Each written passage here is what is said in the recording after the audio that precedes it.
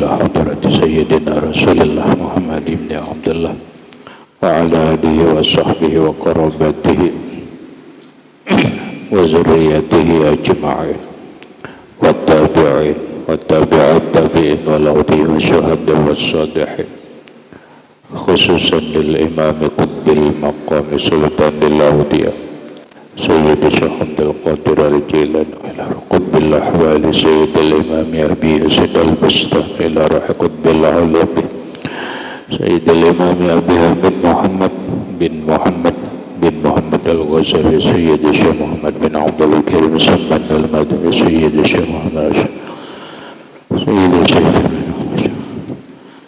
سيدي ومرشدي ومعبد الرحيم سيد الشيخ محمد سيد أن الله الكريم يتغشاه بالرحمة والمغفرة يعلي درجات بالجنة يعد علينا وعلى أهل بيتنا وأولادنا ذريتنا من بركاتهم ومن بركة علومهم وأسرارهم وأنوارهم ومعارفهم وكراماتهم بسر النبي وآل النبي لهم الفاتحة.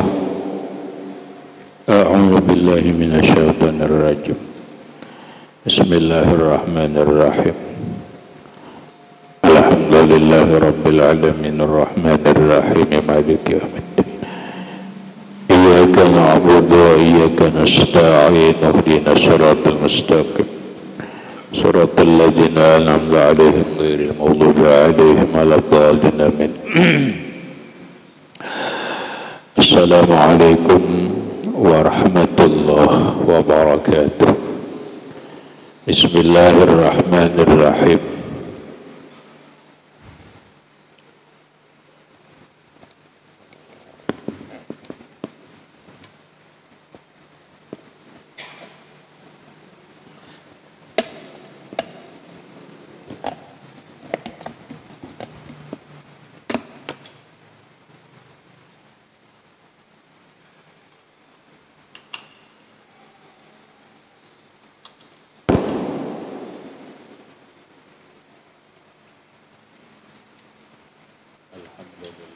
Bil alamin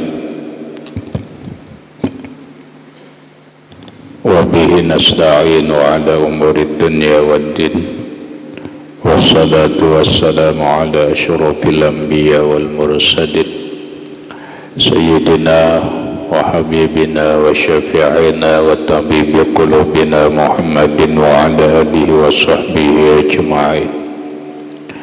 قالوا سبحانك لا علم لنا إلا ما علمتنا إنك أنت العليم الحكيم.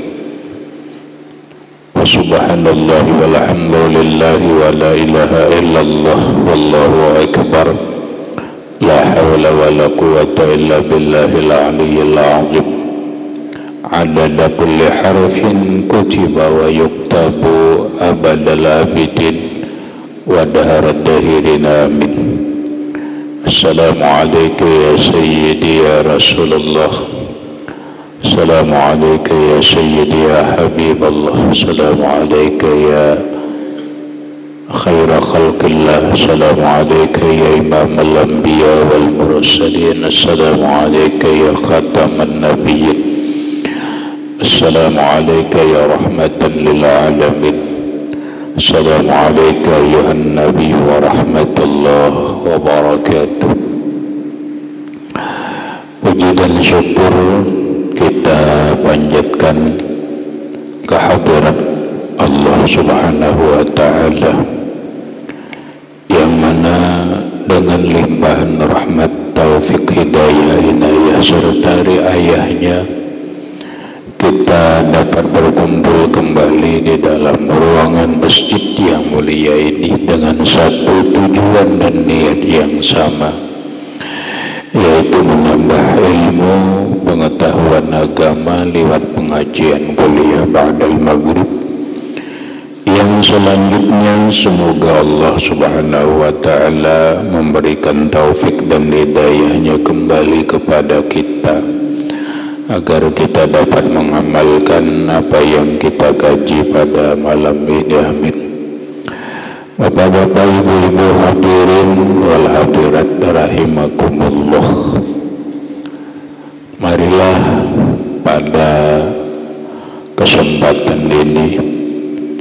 bersama-sama menelaah, mengkaji kembali tentang keimanan dan keislaman kita. Rasulullah Shallallahu Alaihi Wasallam dalam sebuah hadis bersabda, "Buniyal Islamu ala khamsin, syahadatu an la ilaha illallah wa anna Muhammadar Rasulullah, wa iqamus salati wa itaus zakati wa shaumu Ramadan, wa hajjul baiti man istata'a ilaihi sabila wa qama qala." Islam itu dibangun atas 5 pokok. Yang pertama adalah kesaksian bahwa tidak ada Tuhan selain Allah. Yang kedua, iqamus shalah, mendirikan sembahyang. Yang ketiga, wa itauz zakat, mengeluarkan zakat. Yang keempat, wa shaum Ramadan, berpuasa di bulan Ramadan. Yang kelima, wa hajjul baiti man istata'a ilaihi sabila, berhaji ke Baitullah jika dia punya kemampuan. Hadirin rahimakumullah, salah satu pokok Islam itu adalah itauz zakat, mengeluarkan zakat. Maka pokok pembicaraan kita pada malam ini, mungkin kalau kada cukup berikutnya kita sambung, adalah permasalahan zakat. Zakat adalah bagian daripada rukun Islam. Dalam Al-Quran, Allah Subhanahu wa ta'ala menggandingkan zakat ini dengan sembahyang. Perintah zakat, Allah berfirman, "Khuz min amwalihim sadaqatan tutahhiruhum wa tuzakkihim." Hai Muhammad, ambillah sebagian harta mereka sebagai sedekah, sebagai zakat yang membersihkan diri mereka dan membersihkan harta mereka. Yang akan kita bicarakan bukan permasalahan seluk-beluk haul dan nisab zakat, tidak. Karena itu bagian daripada kufasan fikih secara rinci yang disebut dengan kitab zakat, kitab yang membahas tentang zakat. Apakah itu zakat emas, zakat nakdun, emas dan perak? Apakah itu zakat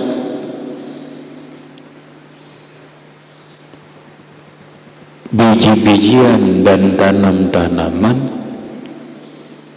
ataupun zakat pertambangan dan zakat yang lain-lainnya?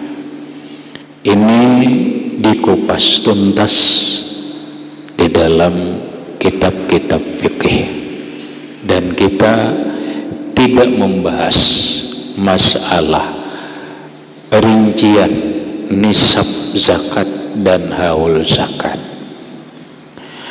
Tetapi yang kita bahas adalah kedudukan zakat itu dalam agama, kemudian apa keutamaan zakat itu, dan bagaimana orang yang memperenting, meremehkan, tidak memperhatikan, bahkan cenderung tidak mengeluarkan zakat yang ditinjau dari Al-Quran dan hadis Nabi serta aqwalus sholihin, perkataan-perkataan orang soleh. Hadirin rahimakumullah, di dalam Al-Quran Allah mengikat atau memulazamahkan, saling mengikat perintah sembahyang dengan perintah zakat. Salah satu contoh, Allah berfirman, aqimus shalah wa atuz zakat. Dirikan oleh kalian sembahyang dan keluarkanlah zakat.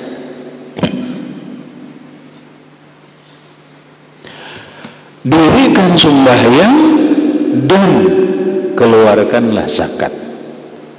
Ada banyak dalam ayat Al-Quran yang bergandengan. Allah perintahkan sembahyang zakat, sembahyang zakat. Ada apa di balik perintah Allah demikian? Coba kita lihat. Aqimus shalah wa atuz zakat. Dirikanlah oleh kalian sembahyang dan keluarkanlah zakat. Sembahyang itu adalah hubungannya dengan Allah, hubungan vertikal, hubungan langsung seorang hamba dengan Allah, atau yang disebut dengan hablum minallah.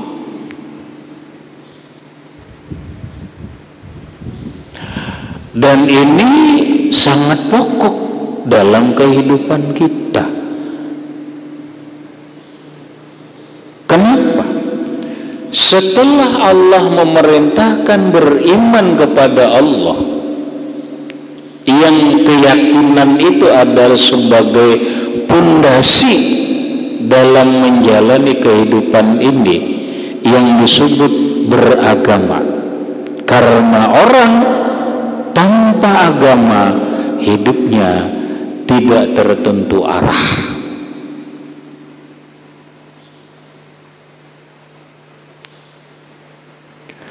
Orang beragama, dia akan tertentu arah hidup dan fokus tujuannya. Agama adalah sebuah keyakinan dan sebuah ajaran,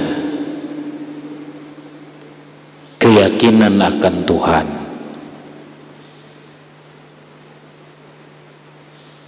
pondasi yaitu syahadat, keimanan, keyakinan kepada Allah. Namun ternyata keyakinan itu tidak cukup, kecuali harus dibangun hubungan.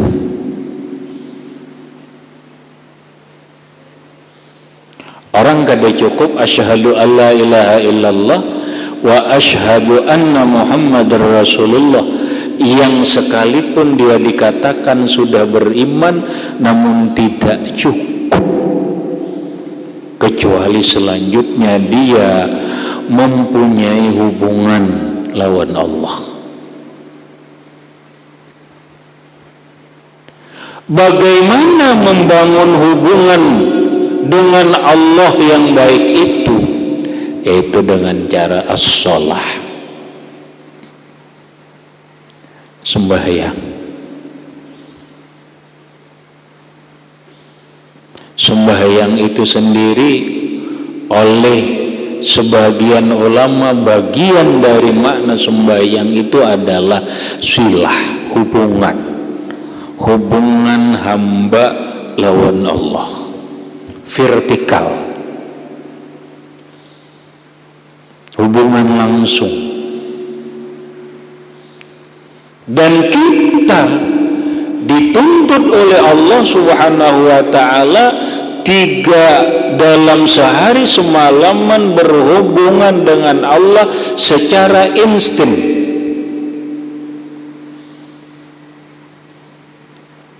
5 kali. Khamsu salawatin katabahun Allah. Artinya apa? Artinya dalam keseharian kita tidak boleh lepas hubungan dengan Allah. Karena inilah pengukuh dalam menjalani kehidupan, sampai Allah memfirmankan dalam Al-Quran bagaimana kita menjalani hidup ini pegangan yang bagus. Allah berfirman, wasta'inu bis-sabri was-shalah. Minta bantuanlah kalian dalam menjalani kehidupan ini bis-shalah, dengan sembahyang. Bis-sabri was-shalah, dengan sikap sabar dan selalu berhubungan dengan Allah lewat sembahyang. Artinya, orang yang beragama yang baik itu adalah orang yang selalu berhubungan baik dengan Allah lewat sembahyang 5 waktu. Sehingga orang sudah dikatakan bagus, sudah dikatakan soleh kalau dia melakukan kewajiban sembahyang 5 waktu ini diantaranya. Sekalipun orang itu tidak melakukan sembahyang sunnah, sekalipun dia tidak melakukan qabliyah, ba'diyah, sembahyang witir, sembahyang tahajud, sembahyang duha, sembahyang isyraq, dan yang lain-lainnya berupa sembahyang sunat. Ketika seorang hamba melaksanakan sembahyang 5 waktu dengan bagus, ini sudah dikatakan hubungannya dengan Allah sudah baik.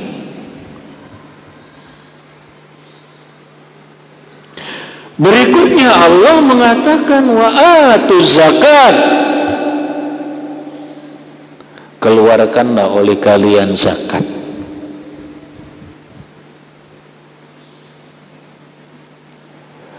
Ketika sudah mencukupi syarat dalam zakat berupa haul dan nisab, maka kita punya kewajiban mengeluarkan zakat. Kita lihat dulu kedudukannya. Zakat ini adalah rukun Islam, merupakan pokok ajaran Islam, bukan rukun biasa, tapi pokok daripada ajaran Islam. Kewajiban zakat ternyata adalah ibadah yang hubungannya sesama orang yang berzakat dengan orang yang dizakati. Yang berzakat adalah umat Islam, yang diberikan zakat adalah umat Islam yang sesuai kriteria dalam hukum fikih, yang diantaranya adalah fakir dan miskin, atau secara umum mereka yang masuk lil fuqara. Dalam Al-Quran Allah berfirman,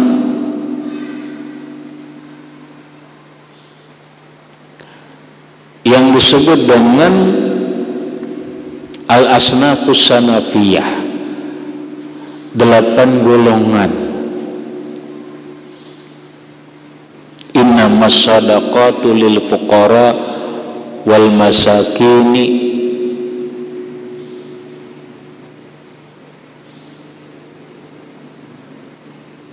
dan seterusnya, yang disebut dengan al-asnafus samaniyah, 8 golongan yang berhak menerima zakat. Semuanya adalah manusia. Yang berzakat manusia, yang dizakati ini adalah manusia. Maka zakat itu disebut ibadah yang berhubungan dengan manusia, bukan berhubungan langsung dengan Allah.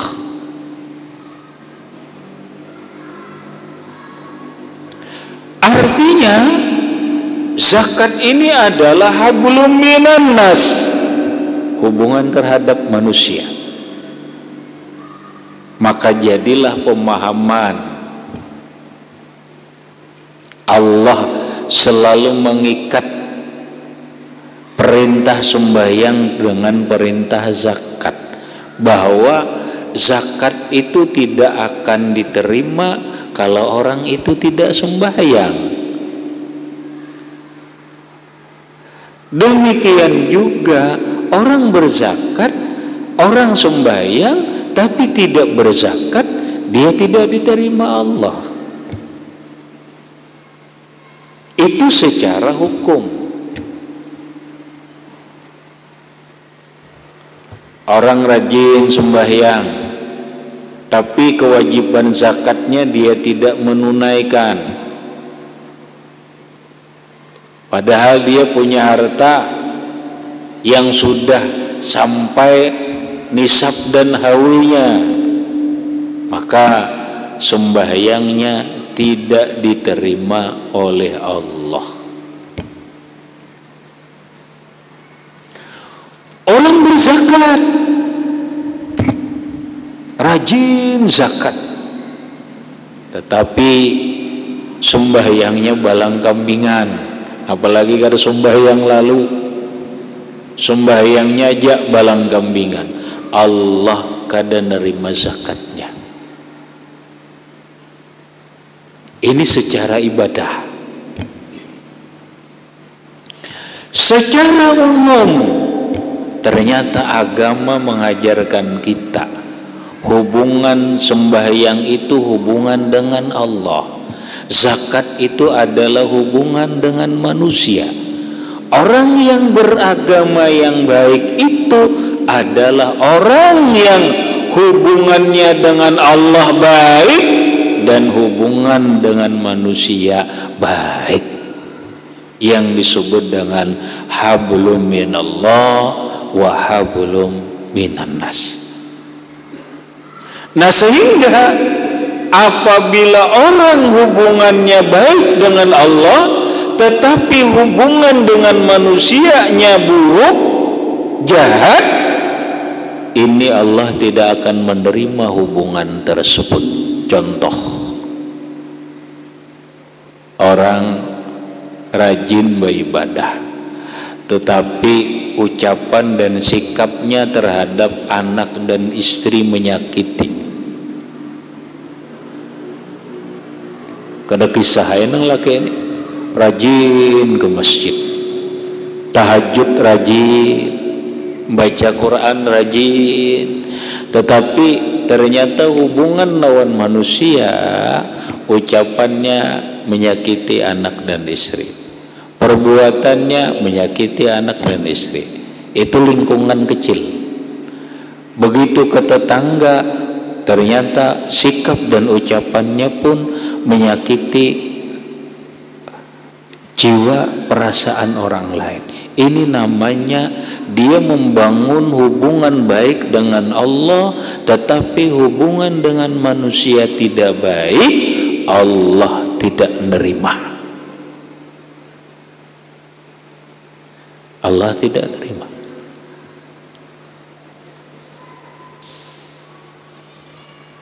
Dan ini mohon maaf, ini kayaknya banyak terjadi kayak ini. Kenapa? Karena kadangkala kita ini merasa lebih baik dari orang lain. Kenapa yuk kita? Begitu kita ini baik, rajin ibadah, rajin sembahyang, taat kepada Allah, justru kadang-kadang menghina kepada orang yang kada taat. Seakan-akan kita karena taat lebih baik daripada dia. Lalu keluarlah ucapan kita kepada mereka yang kada taat lawan Allah, jilik. Ucapan itu menyakiti mereka. Perbuatan ini menyakiti mereka. Ini tidak benar. Apa orang begitu taat kepada Allah, rajin sembahyang, rajin puasa, rajin ibadah, lalu dia menghina orang yang kada rajin sembahyang, baik kamu nijar umur aja bina Tuhan. Sembahyang balang kambingan, baik kamu nijar bina banyak harta aja. Apabila lagi hendak berbuat baik, kalau itu nasihat, alhamdulillah. Tapi kalau itu celaan, itu ucapan menyakiti perasaannya, ini namanya membangun hubungan terhadap manusia secara jilid. Termasuk hubungan terhadap manusia itu tidak baik ketika kita tidak bersikap sosial. Kalau bahasa ringan, mohon maaf, teringat ucapan Imam Ja'far As-Shadiq.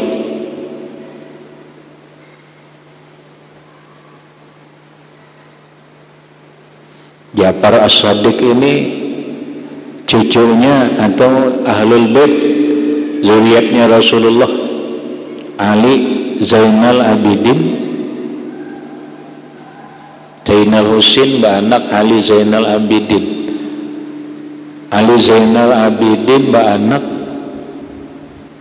Muhammad Al-Baqir, Muhammad Al-Baqir, anak Ja'far As-Shadiq. Itu kalau ada salah. Ujar beliau, kita jangan serta-merta menilai orang itu jelek dan baiknya, hanya melihat orang itu penampilan rajin ibadah.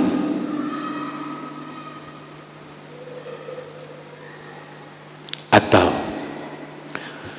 mengukur seorang itu kuat dan baik agamanya bukan dengan melihat dia rajin sembahyang dan rajin ibadah.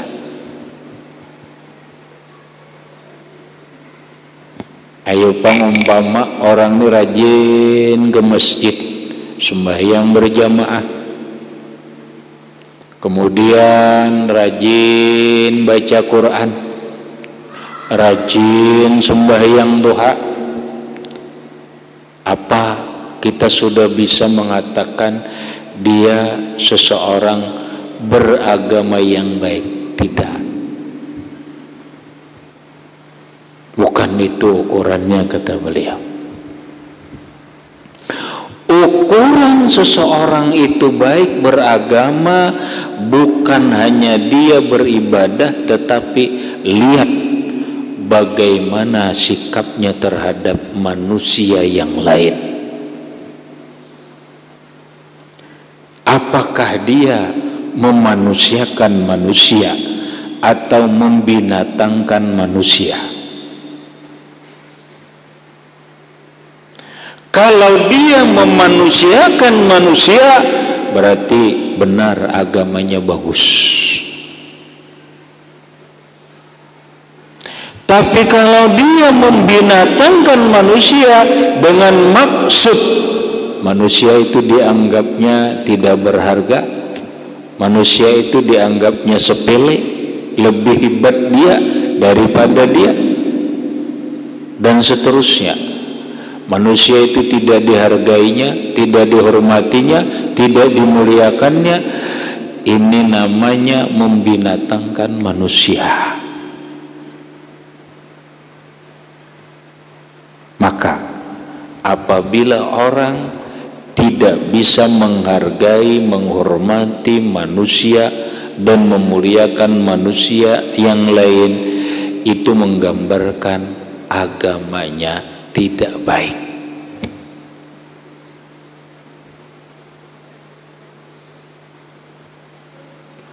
Orang yang agamanya baik adalah orang yang berhubungan Allah baik dan berhubungan dengan manusia baik. Dia bisa menghargai,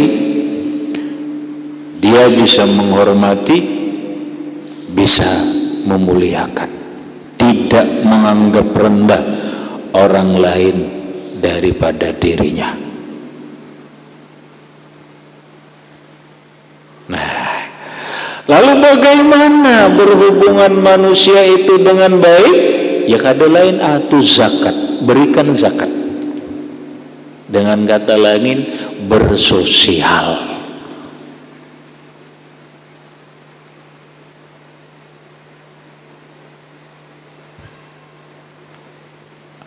Allah kada melarang kita sugih. Bahkan kalau kita mau jujur menelaah, sebenarnya Allah itu memberi kesempatan kepada umat Islam ini sugih. Buktinya hanya negara-negara Islam atau negara yang mayoritas penduduknya Islam yang banyak sumber daya alamnya. Indonesia kita, siapa yang nggak tahu? Alhamdulillah, kalau orang luar negeri mengatakan Indonesia ini qit'atun minal jannah, sepotong daripada tanah surga. Kita ini negara yang kaya raya,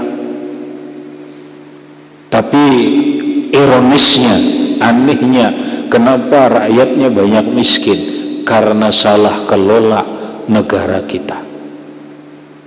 Karena pengelola negara ini dalam mengelola kekayaan negara belum pas. Padahal Indonesia sudah 70 tahun lebih merdeka. Zaman Belanda wajar kita dijajah. Kekayaan kita rempah-rempah, tambang dan sebagainya, kekayaan alam kita dirampok oleh penjajah Belanda, Jepang, Portugis dan yang lain-lainnya. Tapi begitu kita merdeka, kenapa sampai sekarang Indonesia belum kaya raya rakyatnya? Walaupun apa yang ulun dengar, ulun telaah, ulun pahami, Indonesia memang mulai menata, mulai berada di ambang kemajuan dan kemakmuran. Kayak apa anak sugih? Aneh, kita ini aneh. Coba pian mohon maaf, saking lucu kalau kada dikatakan bodoh. Kita punya minyak, mentah,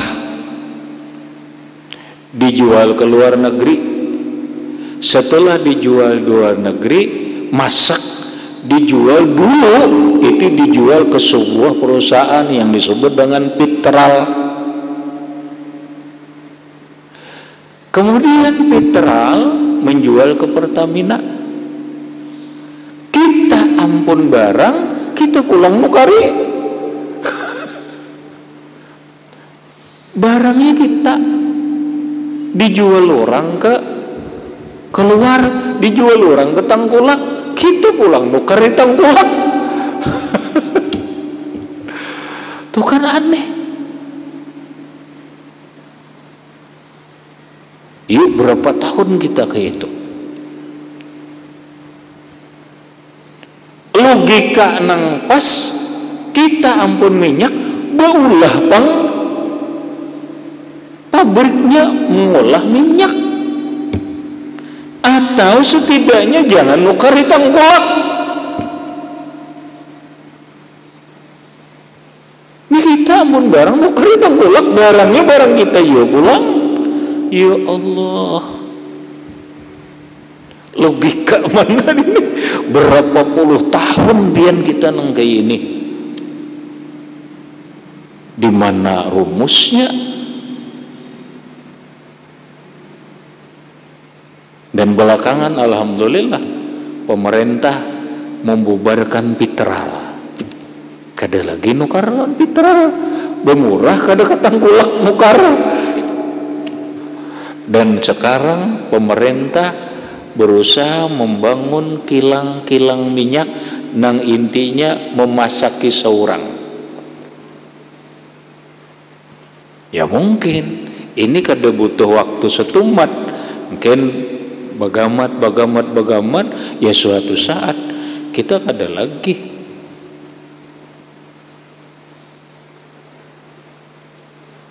Itu contoh saja. Indonesia mayoritas Islam, Allah beri kekayaannya, kekayaan bumi Indonesia ini agar dikelola, dan umat Islam itu kaya raya. Jazirah Arab tambang minyaknya, emasnya daerah Islam juga. Kalau kita jujur mau, Amerika, Singapura itu kan tidak penghasilan bumi apa-apa, mereka hanya teknologinya aja. Karena kita kalah teknologi dan kita kalah dalam permainan politik dagang internasional karena kepentingan politik, mungkin akhirnya kita ketergantungan dengan asing. Hadirin rahimakumullah, dengan maksud ulun bahwa Allah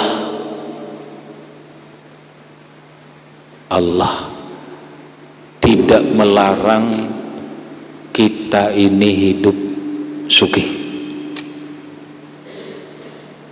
Jakanya kawa kita ni umat Islam sugihan, jakanya kawa.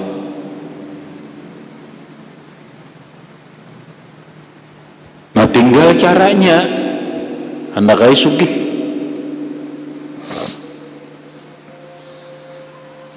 Namun ingat, ketika sudah punya kekayaan, punya kesugihan, jangan lupa sedekah, zakat. Allah berfirman dalam Al-Quran, kata Allah, alladzina yaknizuna az-zahaba wal fiddah, orang yang menyimpan banyak perhiasan emas dan perak, silahkan, Allah ada melarang. Hanya sugih, banyak simpanan emas dan perak, tapi harus dizakati.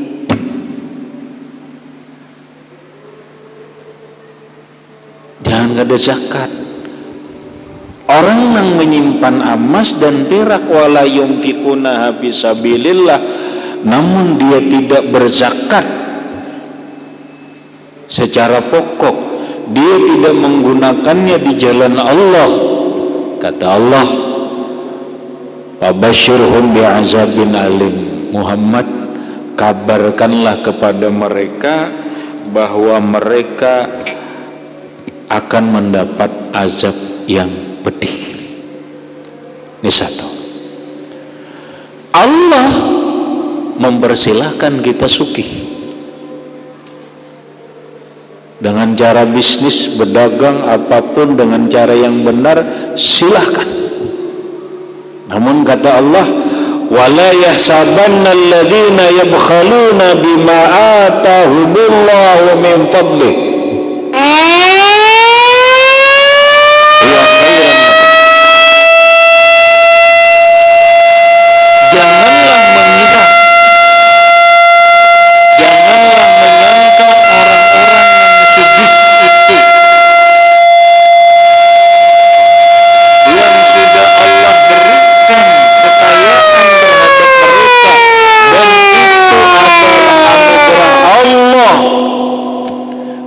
kemudian mereka bakhil,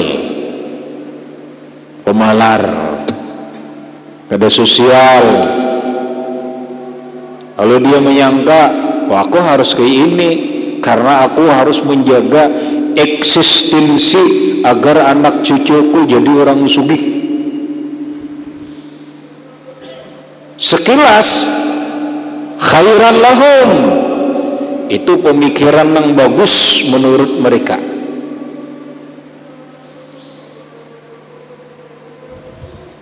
Padahal kata Allah, bal huwa syarrun lahum, bahkan itu adalah buruk, jahat bagi mereka. Artinya Allah mempersilahkan aja lawan kita ini sugih, cuma jangan mengira bahwa ketika kita sugih lalu kita bakhil, kada mau berzakat dengan baik, kada mau bersedekah dengan baik, jangan dikira ini baik untuk dia.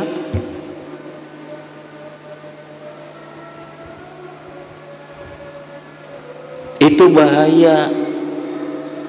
Bahayanya apa?